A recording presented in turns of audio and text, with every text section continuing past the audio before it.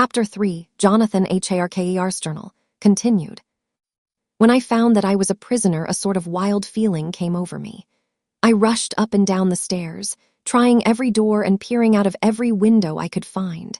But after a little, the conviction of my helplessness overpowered all other feelings. When I look back after a few hours, I think I must have been mad for the time, for I behaved much as a rat does in a trap. When, however, the conviction had come to me that I was helpless, I sat down quietly as I have ever done anything in my life, and began to think over what was best to be done. I am thinking still, and as yet have come to no definite conclusion. Of one thing only am I certain, that it is no use making my ideas known to the Count. He knows well that I am imprisoned, and as he has done it himself and has doubtless his own motives for it, he would only deceive me if I trusted him fully with the facts. So far as I can see, my only plan will be to keep my knowledge and my fears to myself, and my eyes open. I know, either being deceived, like a baby, by my own fears, or else I am in desperate straits. And if the latter be so, I need, and shall need, all my brains to get through. I had hardly come to this conclusion when I heard the great door below shut, and knew that the Count had returned. He did not come at once into the library, so I went cautiously to my own room and found him making the bed. This was odd, but only confirmed what I had all along thought, that there were no servants in the house.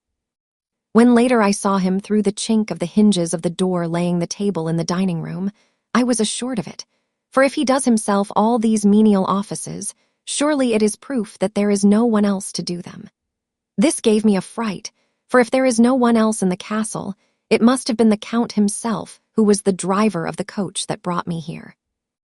This is a terrible thought, for if so, what does it mean that he could control the wolves, as he did, by only holding up his hand in silence? How was it that all the people at Bistritz and on the coach had some terrible fear for me? What meant the giving of the crucifix, of the garlic, of the wild rose, of the mountain ash?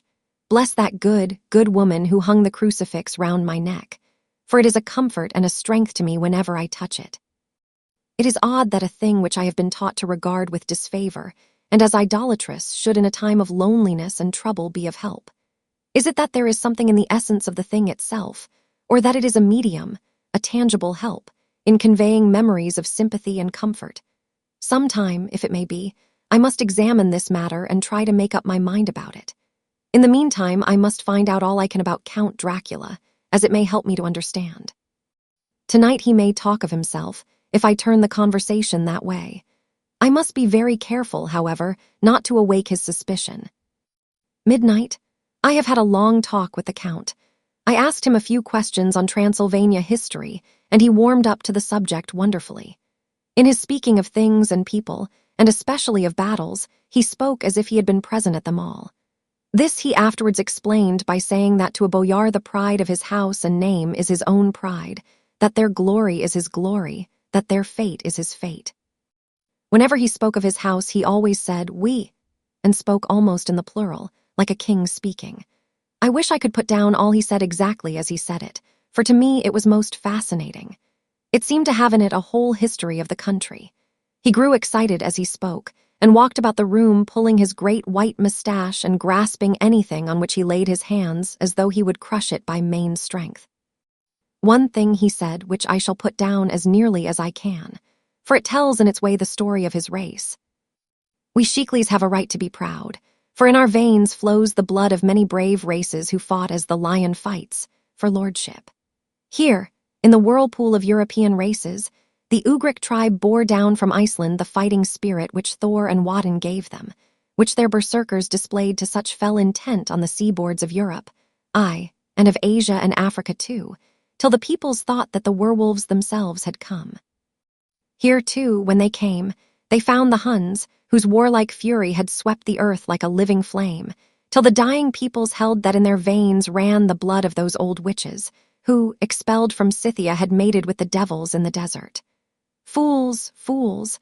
What devil or what witch was ever so great as Attila, whose blood is in these veins? He held up his arms.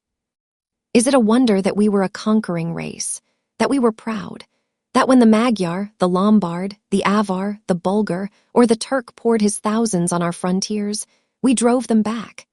Is it strange that when Arpad and his legions swept through the Hungarian fatherland, he found us here when he reached the frontier, that the Honfoglalas was completed there? And when the Hungarian flood swept eastward, the Shiklis were claimed as kindred by the victorious Magyars, and to us for centuries was trusted the guarding of the frontier of Turkeyland.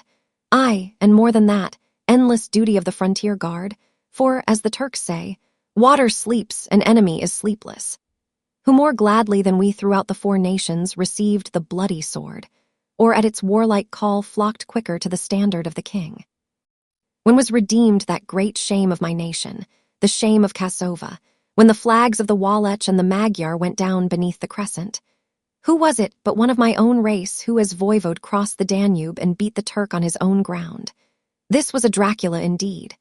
Woe was it that his own unworthy brother, when he had fallen, sold his people to the Turk and brought the shame of slavery on them.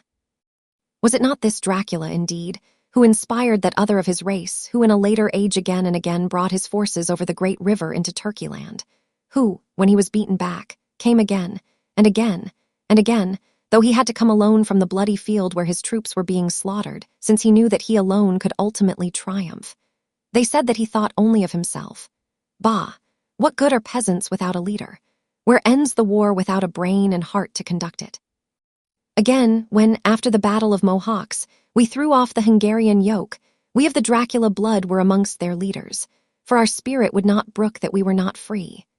Ah, young sir, the Shiklis, and the Dracula as their heart's blood, their brains, and their swords, can boast a record that mushroom growths like the Habsburgs and the Romanovs can never reach. The warlike days are over. Blood is too precious a thing in these days of dishonorable peace, and the glories of the great races are as a tale that is told. It was by this time close on morning, and we went to bed. Mem, this diary seems horribly like the beginning of the Arabian Nights, for everything has to break off at cockcrow, or like the ghost of Hamlet's father. 12 May. Let me begin with facts, bare, meager facts, verified by books and figures, and of which there can be no doubt. I must not confuse them with experiences which will have to rest on my own observation or my memory of them. Last evening, when the Count came from his room, he began by asking me questions on legal matters and on the doing of certain kinds of business. I had spent the day wearily over books, and, simply to keep my mind occupied, went over some of the matters I had been examining at Lincoln's Inn. There was a certain method in the Count's inquiries, so I shall try to put them down in sequence. The knowledge may somehow or sometime be useful to me. First, he asked if a man in England might have 2 solicitors or more. I told him he might have a dozen if he wished, but that it would not be wise to have more than one solicitor engaged in one transaction, as only one could act at a time, and that to change would be certain to militate against his interest. He seemed thoroughly to understand, and went on to ask if there would be any practical difficulty in having one man to attend, say, to banking, and another to look after shipping, in case local help were needed in a place far from the home of the banking solicitor. I asked him to explain more fully, so that I might not by any chance mislead him, so he said, "I shall illustrate. Your friend and mine, Mr. Peter Hawkins, from under the shadow of your beautiful cathedral at Exeter, which is far from London, buys for me through your good self my place at London." Good. Now here let me say frankly, lest you should think it strange that I have sought the services of one so far off from London instead of some one resident there, that my motive was that no local interest might be served save my wish only, and as one of London residents might, perhaps, have some purpose of himself or friend to serve, I went thus afield to seek my agent, whose labors should be only to my interest. Now suppose I, who have much of affairs, wish to ship goods, say, to Newcastle, or Durham, or Harwich, or Dover, might it not be that it could with more ease be done by consigning to one in these ports? I answered that certainly it would be most easy, but that we solicitors had a system of agency one for the other, so that local work could be done locally on instruction from any solicitor, so that the client, simply placing himself in the hands of one man, could have his wishes carried out by him without further trouble. "But," said he, "I could be at liberty to direct myself, is it not so?" "Of course," I replied, and such is often done by men of business, who do not like the whole of their affairs to be known by any one person. "Good," he said, and then went on to ask about the means of making consignments and the forms to be gone through, and of all sorts of difficulties which might arise, but by forethought could be guarded against. I explained all these things to him to the best of my ability, and he certainly left me under the impression that he would have made a wonderful solicitor, for there was nothing that he did not think of or foresee.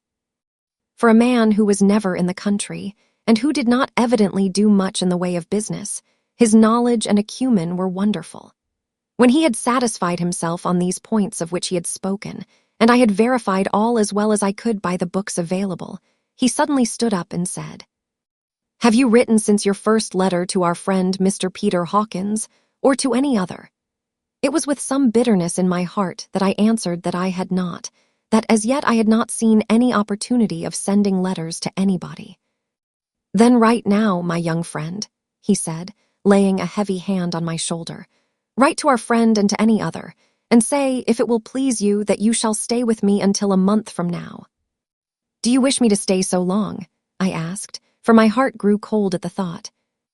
"I desire it much, nay, I will take no refusal. When your master, employer, what you will, engaged that someone should come on his behalf, it was understood that my needs only were to be consulted. I have not stinted. Is it not so?" What could I do but bow acceptance? It was Mr. Hawkins's interest, not mine, and I had to think of him, not myself. And besides, while Count Dracula was speaking, there was that in his eyes and in his bearing which made me remember that I was a prisoner, and that if I wished it I could have no choice. The Count saw his victory in my bow, and his mastery in the trouble of my face, for he began at once to use them, but in his own smooth, resistless way. "I pray you, my good young friend, that you will not discourse of things other than business in your letters. It will doubtless please your friends to know that you are well, and that you look forward to getting home to them. Is it not so?" As he spoke, he handed me 3 sheets of note paper and 3 envelopes. They were all of the thinnest foreign post, and looking at them, then at him, and noticing his quiet smile, with the sharp canine teeth lying over the red underlip, I understood as well as if he had spoken that I should be careful what I wrote, for he would be able to read it. So I determined to write only formal notes now, but to write fully to Mr. Hawkins in secret, and also to Mina, for to her I could write in shorthand, which would puzzle the Count if he did see it. When I had written my 2 letters, I sat quiet, reading a book whilst the Count wrote several notes, referring as he wrote them to some books on his table. Then he took up my 2 and placed them with his own, and put by his writing materials, after which, the instant the door had closed behind him, I leaned over and looked at the letters, which were face down on the table. I felt no compunction in doing so, for under the circumstances I felt that I should protect myself in every way I could. One of the letters was directed to Samuel F. Billington, number 7, The Crescent, Whitby, another to Herr Leutner, Varna. The third was to Coutts & Co., London, and the 4th to Herren Klopstock and Billruth, bankers, Budapest. The 2nd and 4th were unsealed. I was just about to look at them when I saw the door handle move. I sank back in my seat, having just had time to replace the letters as they had been and to resume my book before the Count, holding still another letter in his hand, entered the room. He took up the letters on the table and stamped them carefully, and then turning to me, said, "I trust you will forgive me, but I have much work to do in private this evening. You will, I hope, find all things as you wish." At the door he turned, and after a moment's pause said, "Let me advise you, my dear young friend, nay, let me warn you with all seriousness, that should you leave these rooms you will not by any chance go to sleep in any other part of the castle. It is old and has many memories, and there are bad dreams for those who sleep unwisely. Be warned. Should sleep now or ever overcome you, or be like to do, then haste to your own chamber or to these rooms, for your rest will then be safe. But if you be not careful in this respect, then—" He finished his speech in a gruesome way, for he motioned with his hands as if he were washing them. I quite understood. My only doubt was as to whether any dream could be more terrible than the unnatural, horrible net of gloom and mystery which seemed closing around me. Later, I endorsed the last words written, but this time there is no doubt in question.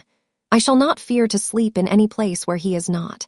I have placed the crucifix over the head of my bed. I imagine that my rest is thus freer from dreams, and there it shall remain. When he left me, I went to my room. After a little while, not hearing any sound, I came out and went up the stone stair to where I could look out towards the south. There was some sense of freedom in the vast expanse, inaccessible though it was to me, as compared with the narrow darkness of the courtyard. Looking out on this, I felt that I was indeed in prison, and I seemed to want a breath of fresh air, though it were of the night. I am beginning to feel this nocturnal existence tell on me. It is destroying my nerve. I start at my own shadow, and am full of all sorts of horrible imaginings. God knows that there is ground for my terrible fear in this accursed place. I looked out over the beautiful expanse, bathed in soft yellow moonlight till it was almost as light as day. In the soft light, the distant hills became melted, and the shadows in the valleys and gorges of velvety blackness.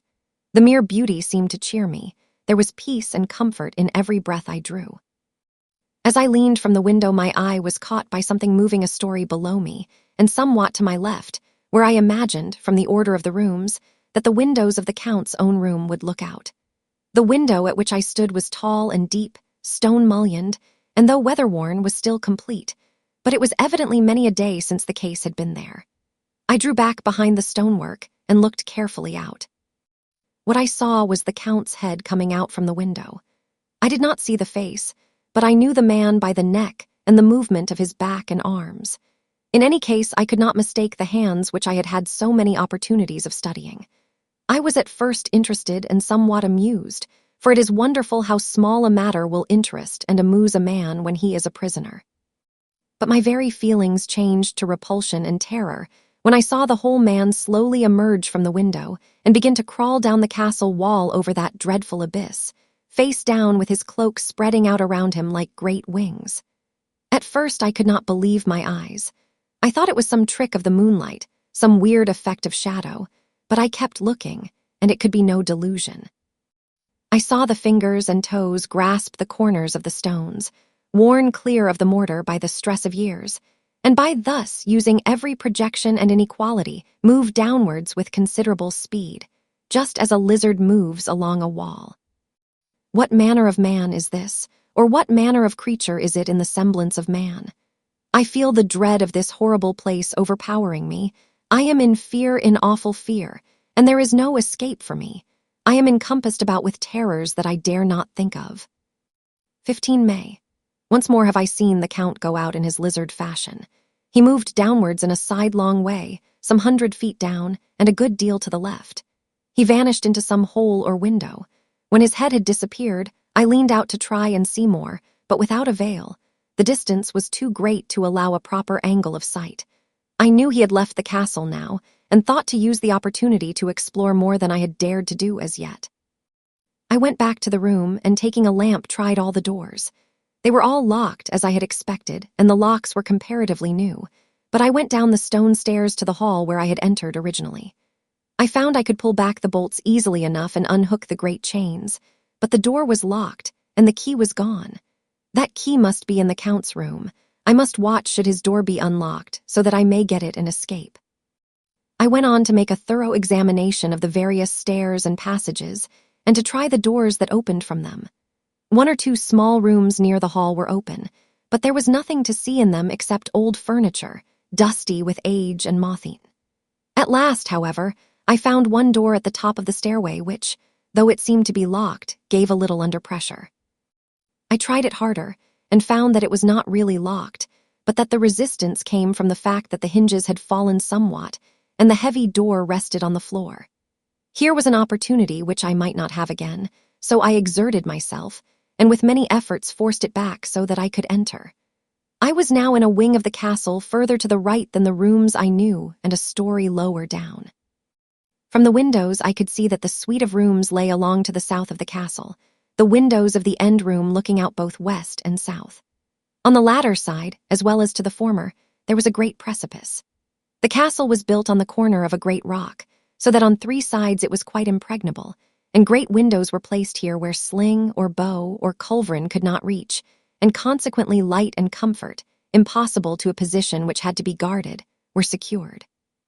To the west was a great valley, and then, Rising far away, great jagged mountain fastnesses, rising peak on peak, the sheer rock studded with mountain ash and thorn, whose roots clung in cracks and crevices and crannies of the stone.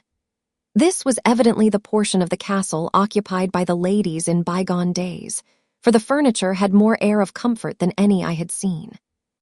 The windows were curtainless, and the yellow moonlight, flooding in through the diamond panes, enabled one to see even colors, whilst it softened the wealth of dust which lay over all and disguised in some measure the ravages of time and the moth.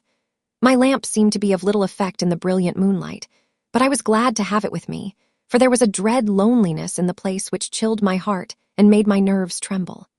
Still, it was better than living alone in the rooms which I had come to hate from the presence of the Count, and after trying a little to school my nerves, I found a soft quietude come over me. Here I am, sitting at a little oak table where in old times possibly some fair lady sat to pen, with much thought and many blushes, her ill-spelt love letter, and writing in my diary in shorthand all that has happened since I closed it last. It is 19th century up to date with a vengeance. And yet, unless my senses deceive me, the old centuries had and have powers of their own which mere modernity cannot kill. Later, the morning of 16 May. God preserve my sanity, for to this I am reduced. Safety and the assurance of safety are things of the past. Whilst I live on here there is but one thing to hope for, that I may not go mad, if indeed I be not mad already.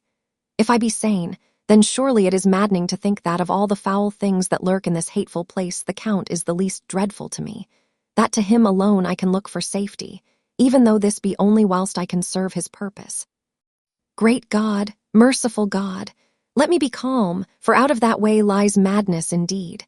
I begin to get new lights on certain things which have puzzled me. Up to now, I never quite knew what Shakespeare meant when he made Hamlet say, "My tablets, quick my tablets. 'Tis meet that I put it down," etc. For now, feeling as though my own brain were unhinged, or as if the shock had come which must end in its undoing, I turned to my diary for repose. The habit of entering accurately must help to soothe me. The Count's mysterious warning frightened me at the time. It frightens me more now when I think of it, for in future he has a fearful hold upon me. I shall fear to doubt what he may say. When I had written in my diary and had fortunately replaced the book and pen in my pocket, I felt sleepy. The Count's warning came into my mind, but I took a pleasure in disobeying it. The sense of sleep was upon me, and with it the obstinacy which sleep brings as outrider. The soft moonlight soothed, and the wide expanse without gave a sense of freedom which refreshed me.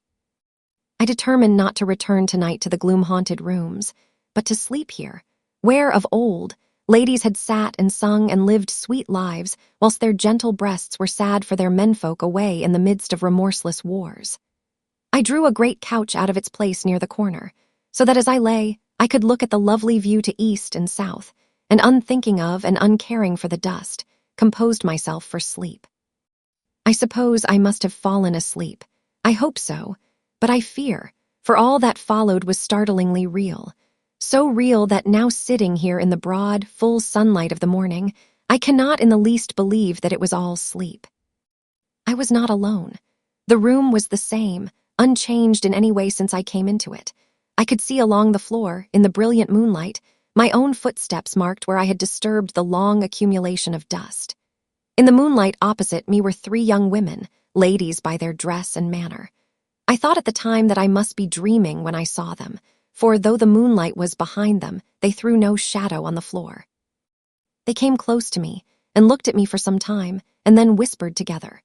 2 were dark and had high aquiline noses, like the Count, and great dark, piercing eyes that seemed to be almost red when contrasted with the pale yellow moon. The other was fair as can be, with great wavy masses of golden hair and eyes like pale sapphires. I seemed somehow to know her face, and to know it in connection with some dreamy fear, but I could not recollect at the moment how or where. All 3 had brilliant white teeth that shone like pearls against the ruby of their voluptuous lips. There was something about them that made me uneasy, some longing, and at the same time some deadly fear. I felt in my heart a wicked, burning desire that they would kiss me with those red lips. It is not good to note this down, lest some day it should meet Mina's eyes and cause her pain, but it is the truth. They whispered together, and then they all three laughed, such a silvery, musical laugh, but as hard as though the sound never could have come through the softness of human lips. It was like the intolerable, tingling sweetness of water glasses when played on by a cunning hand. The fair girl shook her head coquettishly, and the other two urged her on. One said, "Go on, you are first and we shall follow. Yours is the right to begin." The other added, "He is young and strong. There are kisses for us all." I lay quiet, looking out under my eyelashes in an agony of delightful anticipation. The fair girl advanced and bent over me till I could feel the movement of her breath upon me.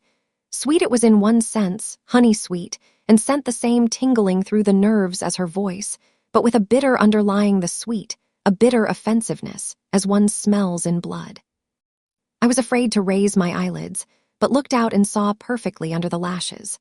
The girl went on her knees and bent over me, simply gloating. There was a deliberate voluptuousness which was both thrilling and repulsive, and as she arched her neck, she actually licked her lips like an animal, till I could see in the moonlight the moisture shining on the scarlet lips and on the red tongue as it lapped the white, sharp teeth. Lower and lower went her head as the lips went below the range of my mouth and chin, and seemed about to fasten on my throat. Then she paused, and I could hear the churning sound of her tongue as it licked her teeth and lips, and could feel the hot breath on my neck. Then the skin of my throat began to tingle as one's flesh does when the hand that is to tickle it approaches nearer, nearer. I could feel the soft, shivering touch of the lips on the supersensitive skin of my throat, and the hard dents of two sharp teeth, just touching and pausing there. I closed my eyes in a languorous ecstasy and waited with beating heart. But at that instant, another sensation swept through me as quick as lightning. I was conscious of the presence of the Count, and of his being as if lapped in a storm of fury. As my eyes opened involuntarily, I saw his strong hand grasp the slender neck of the fair woman and with giant's power draw it back, the blue eyes transformed with fury, the white teeth champing with rage, and the fair cheeks blazing red with passion. But the Count, never did I imagine such wrath and fury, even to the demons of the pit. His eyes were positively blazing. The red light in them was lurid, as if the flames of hellfire blazed behind them. His face was deathly pale, and the lines of it were hard like drawn wires. The thick eyebrows that met over the nose now seemed like a heaving bar of white-hot metal. With a fierce sweep of his arm, he hurled the woman from him, and then motioned to the others, as though he were beating them back. It was the same imperious gesture that I had seen used to the wolves. In a voice which, though low and almost in a whisper, seemed to cut through the air and then ring round the room, he said, "How dare you touch him, any of you? How dare you cast eyes on him when I had forbidden it? Back, I tell you all. This man belongs to me. Beware how you meddle with him, or you'll have to deal with me." The fair girl, with a laugh of ribald coquetry, turned to answer him. "You yourself never loved. You never love." On this the other women joined, and such a mirthless, hard, soulless laughter rang through the room that it almost made me faint to hear. It seemed like the pleasure of fiends.